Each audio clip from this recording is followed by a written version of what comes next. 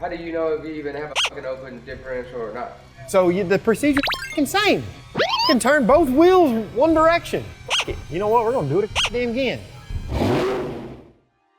All right, what's up everybody? Landon with LMR.com. Wanted to make a quick little video, tell you how to find your rear end gear ratio if you may not know. We made our little gear video for talking about 373 versus 410s. Had a little bit of that information in that video, but wanted to make a dedicated video for all of you that may be wondering how to do. So you may be wondering, well, how do I know if I have an open differential or a limited slip differential? Kind of the easiest way to tell would be to just lift one side of the vehicle, make sure it's in neutral, you're not on a heel or nothing like that, it can't roll away or anything goofy things like that, and then rotate the wheel. If it rotates with hardly any resistance, that's an open differential. If you try to rotate and it gives you some feedback or some resistance, that's usually a telltale sign that you have a limited slip differential. So right off the bat, there's two ways you can check. You can check your door tag and decode the sequence of characters if you have access to that information. We deal with primarily Ford vehicles here at LMR.com, and we have a few articles covering that bit of information. Second, you can look at the axle tag on the rear end if it's still there. The only catch with these two methods is if you've purchased the vehicle second, third, fourth, however many hands later, you're not sure what gear is in your car. So the way you check is you physically rotate the wheels and watch the drive shaft rotate. For limited slip differentials, you'll need to lift both rear wheels off the ground, mark your tire, mark your drive shaft. You'll rotate one full revolution with both tires rotating, count how many turns the drive shaft rotates, and whatever it rotates, that's what your rear end gear ratio is. Now you may run into like a real tight ratio scenario, for example 410, 411, so you're just going to have to go with what you think may be best. So I can reference. All right, ready? Yep. 1, 2, 3. Or 3 3/4, yeah. Now for an open differential, it's a little bit different scenario. You'll want one tire on the ground or one wheel chocked, however you want to do it. And then you'll rotate the tire that you lift off the ground. If you rotate it 2 full rotations, that should get you in the ballpark of what your ratio may be. Yeah, you definitely don't, I mean, having a helping hand does make life a little bit easier, but I mean, you can get this safely up where you need it, crawl up under here, mark your shaft, mark your tire, rotate it. You can do all this yourself. All right, so here we go. One full rotation on the wheel, and we're about a rotation, 1 and almost a half on the drive shaft. I'll look at the wheel. All right, so here comes 2 on the drive shaft, 2 on the wheel, and our tape came over to just past 2.5. 247 rear gear. Like, I'm trying to figure out, where did you get the number of only having to do it twice? By rotating it twice, you're basically offsetting the spider gears in the differential. Okay. Kind of difficult to explain because I don't know the 100% science behind it or engineering because I haven't studied it enough.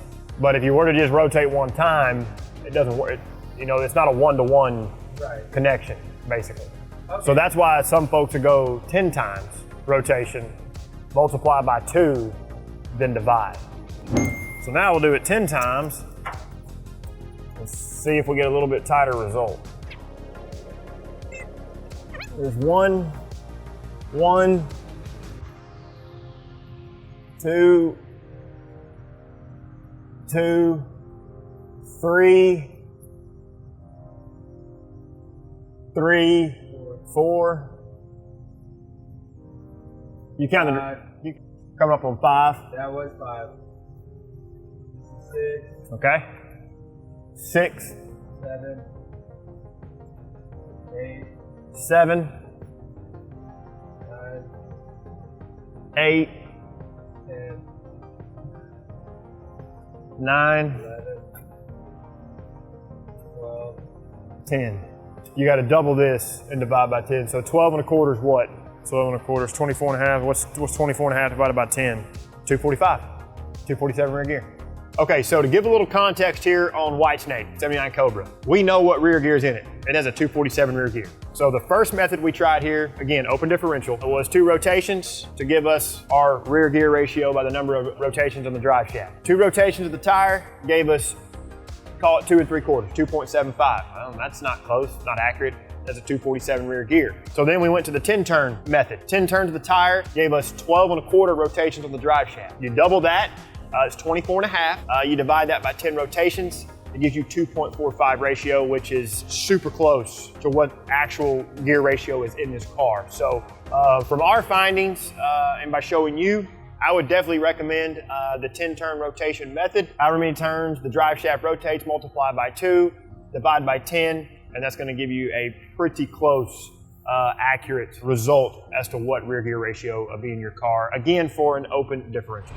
So we went ahead and we jacked up both. All right, you can count the drive shaft, I'll count the tire. All right, so jack up there. Hubbard calls it a posi track. Posi track's a GM terminology. Is it? Yeah. Limited slip is the engineered term, open use term. All right, so curiosity is struck. We are going to rotate both wheels carefully at the same time on an open diff to see if this rotates the amount we need it to rotate. And if that's the case, the procedures are the same between limited slip and open diff. Okay, go. Ready? Yeah. 1, 2. 2.5? Yeah, 2.5 probably. So the procedure's insane. Last time you did it on just one side, it was over here though. Yeah, it was like way over, it was like 2 3/4. Yeah. This is right straight up at 2.5. So the procedure's insane. You can turn both wheels one direction. It. You know what, we're gonna do it again. All right, you ready? All right, you got the tires marked? Yeah, I got this driver's side. Okay, yeah, go for it. All right, here we go. Gotta be real careful to rotate them at the same time. 1. Don't want to go too fast. 2.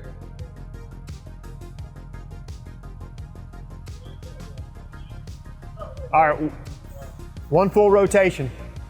Our tape, Where's it at? Is it over there? it's a little, it's a little more towards, Oh, I barely see it. yeah, it's a little past 2.5. Still more accurate than rotating one of the wheels twice with the other side chalked. But I think the 10-turn method's still the most accurate. Well, there you go. More we know, right? And then if all of those methods don't work out for you, well, guess what? Pull the diff cover, count the number of teeth on the ring gear, count the number of teeth on the pinion gear, do some math, and you've got your surefire gear ratio. A lot of times too, the ring gear and the pinion gear will have the ratio stamped somewhere on the flange or the face or nose of the gear. All right, everybody, so that's a wrap. Hope you appreciated this one. If you watch our videos, you know we're very value oriented. We don't want to waste a lot of your time. I hope we did that here. If you have any comments, comment below. Maybe you have a little bit different method that you check rear gears. So we're gonna sign off. If you find value in what we're doing, please consider liking the video, subscribe to the channel, turn on notifications. And for all things 79 to present Mustang, OBS Bronco, first and second gen Lightning, keep it right here at the Real Enthusiasts, LMR.com.